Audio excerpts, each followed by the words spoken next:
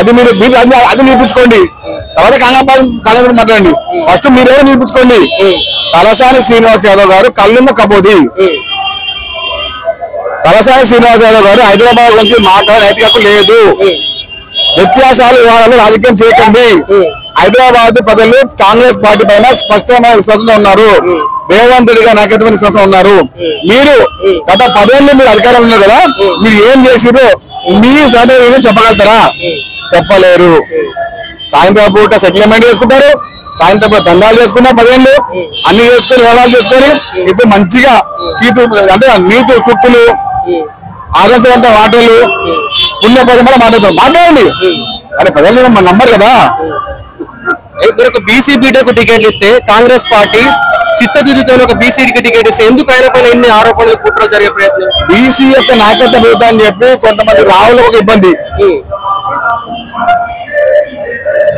బీసీల నాయకత్వం పెరుగుతుంది ఇబ్బంది. వాళ్ళకు విద్యావంతులు విద్యా వ్యవస్థ వ్యక్తి 2 సార్లు ఎన్నికల పోయి ఓడిపోయినాడు. ఆ 2 సార్లు మళ్ళీ అందుబాటులో ఉన్నాడు. కాబట్టి అలాంటి వ్యక్తి గెలిస్తే ఒక 20 వేలు ఆర్గనైజేషన్ చెప్పే ఉద్దేశంతో కొంతమంది కావాలని అతను మారండి. ఇదే Naveen Yadav father BRS party అప్పుడు చేరినాడు. అప్పుడు మీకు ఎవరు కనబడలే? చిన్నశిశురామ యాదవ్ గారు 2001 సంవత్సరంలో బీఆర్ఎస్ పార్టీ చేరినాడు. అప్పుడు ఎవరు కనబడలేదా? అప్పుడు కళ్ళు పోయినాయి ఆ కేసీఆర్ కి. ఆ పార్టీకి బుద్ధి లేకున్నప్పుడు అంటే మీ దానిలో చేరితే నీతిమంతులు, కాంగ్రెస్ పార్టీ చేరితే రౌడీలు, ఆకు రౌడీలు. వాట్ ఇస్ అండి అంటే మాట్లాడే ముందు కొంచెం మీ గతంలో అంటే చిన్నశిశురామ యాదవ్ గారు ఒక బీసీ బిడ్డగా, నవీన్ యాదవ్ ఒక విద్యావంతులు పనిచేస్తా ఉన్నారు. వారికి కూడా కేసుకి ఇబ్బంది అవుతుంది, వాళ్ళు వ్యవహారం చేస్తా ఉన్నారు. అంటే BRS party star campaigner list లో కేసీఆర్ గారి పేరు ఉంది. కేసీఆర్ గారు ప్రచారానికి వస్తారు కావచ్చు అని అందరూ అనుకున్నారు. ఇవాళ కేసీఆర్ గారు ప్రచారానికి రాలేదు. ఎట్లా వస్తారు దాన్ని? అసలు బీఆర్ఎస్ పార్టీ ఓడిపోతుంది కాబట్టి కేసీఆర్ పదవి రావట్లేదు. బీఆర్ఎస్ పార్టీ గరిష్టంగా కనిష్టంగా ఓడిపోయింది. నేను మీకు చెప్తున్న పద్ధతి చెప్తున్నాను. కేసీఆర్ ఫామ్ హౌస్ కి, కేటీఆర్ గెస్ట్ హౌస్ కి, కేసీఆర్ ఫామ్ హౌస్ కి, కేటీఆర్ గెస్ట్ హౌస్ కి పరిమితము. హరీష్ రావు సిద్దిపేట ఊర్లో తిరగాలి. రాజకీయం చేసే ముందు, కాంగ్రెస్ పార్టీ గురించి మాట్లాడే ముందు, రాజకీయ వ్యవహారం చేసే ముందు ఒక బీసీ నాయకుడికి ఒక విద్యావంతుడు కాంగ్రెస్ పార్టీ ఇచ్చినప్పుడు ఓర్వలేని కళ్ళు కుట్రలు కుతంత్రాలు చేసేటువంటి కొంతమంది వారి యొక్క రాజకీయం చేసినప్పుడు మీరు కూడా గతంలో పనిచేసినప్పుడు అప్పుడు మీకు గుర్తు రాలేదా? ఈ పార్టీలో అప్పుడు చేరినప్పుడు తెలంగాణ రౌడీ కాదా? రౌడీలోనే మీ భాషలా రౌడీలని చేర్చుకుంటే మీరు కదా గత ప్రభుత్వంలో. ఎంతమంది తెచ్చుకోలేదు బీఆర్ఎస్ పార్టీ?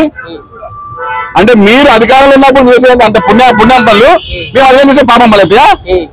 ఏం చెప్తారన్న ఫైనల్ గా? అంటే జూబ్లీహిల్స్ ప్రజలకు, ఎందుకంటే గడప గడపకు తిరుగుతున్నారు, ప్రజలు ఎట్లా స్పందిస్తున్నారు? మీ మంచి స్పందన ఉంది.